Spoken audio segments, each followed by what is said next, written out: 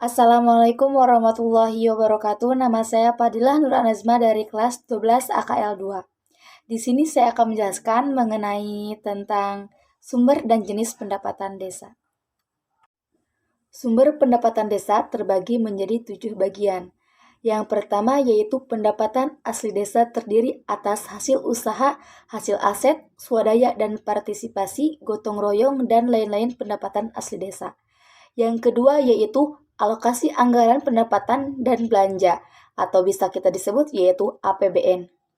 Yang ketiga yaitu bagian dari hasil pajak daerah kabupaten atau kota.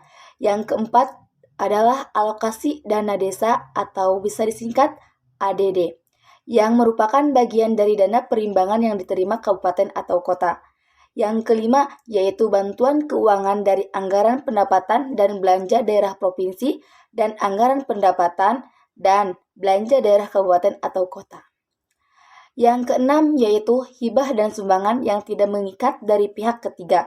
Dan yang ketujuh yaitu lain-lain pendapatan desa yang sah. Sebagaimana diatur dalam Permendagri tahun 2018 pasal 9 ayat 2, disebutkan bahwa pendapatan yang ada di desa itu diklasifikasikan menurut kelompok, jenis, dan objek pendapatan. Klasifikasi pendapatan menurut kelompok sendiri dibagi menjadi 3 bagian, yaitu yang diantaranya yang pertama pendapatan asli desa atau PAD. Pendapatan ini murni upaya yang dilakukan oleh desa untuk menambah penerimaan yang kemudian dimasukkan ke dalam rekening kas desa. Pendapatan asli desa sendiri terdiri dari beberapa jenis dan objek pendapatan, yaitu diantaranya yang pertama hasil usaha, yang kedua hasil aset, yang ketiga swadaya, dan yang terakhir adalah pendapatan asli desa lain. Lalu yang kedua yaitu merupakan pendapatan transfer. Untuk kelompok pendapatan transfer sendiri bersumber dari dana yang berasal dari pemerintah pusat, provinsi, atau kabupaten yang dilakukan melalui transfer dari rekening kas pemerintah menuju ke rekening kas desa. Pendapatan ini terdiri beberapa jenis, diantaranya yang pertama dana desa atau DD, bagian dari hasil pajak dan retribusi daerah kabupaten atau kota, terus alokasi dana desa atau ADD, terus bantuan keuangan dari APBD provinsi, dan bantuan keuangan dari APBD kabupaten atau kota. Lalu yang ketiga adalah pendapatan lain. Untuk kelompok pendapatan terakhir merupakan kelompok pendapatan yang diterima desa yang bersumber dari kerjasama desa, dana CSR, bunga bank, hibah, dan lain sebagainya yang sah. Untuk lebih jelasnya mengenai apa saja sih jenis pendapatan lain, yaitu diantaranya penerimaan dari hasil kerjasama desa, penerimaan dari bantuan perusahaan yang berlokasi di desa, penerimaan dari hibah dan sumbangan dari pihak ketiga, lalu koreksi kesalahan belanja tahunan anggaran sebelumnya yang mengakibatkan penerimaan di kas desa pada tahun anggaran berjalan. Lalu bunga bank, dan yang terakhir merupakan pendapatan lain desa yang sah. Lalu di sini saya akan menjelaskan mengenai tentang cara pembuatan NPWP.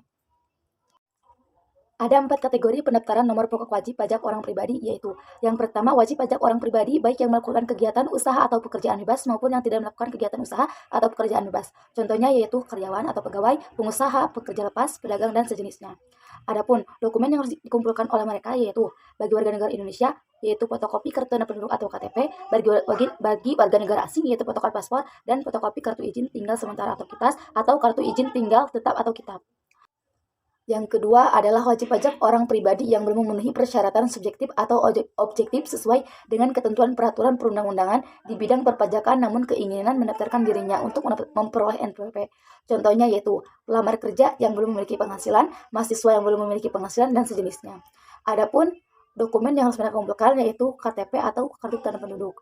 Lalu yang ketiga adalah usaha, dana, atau pekerjaan bebas pada satu atau lebih tempat kegiatan usaha yang berbeda dengan tempat tinggal. Yang harus dikumpulkan adalah fotokopi kartu nomor pokok wajib pajak atau NPWP. Lalu yang keempat adalah warisan belum terbagi. Pada dasarnya, pelaksanaan hak dan pemenuhan kewajiban perpajakan wajib pajak warisan belum terbagi menggunakan NPWP dari wajib pajak orang pribadi yang meninggalkan warisan tersebut. Dalam hal wajib pajak orang pribadi yang meninggalkan warisan belum memiliki NPWP dan dari warisan tersebut diterima atau diperoleh penghasilan.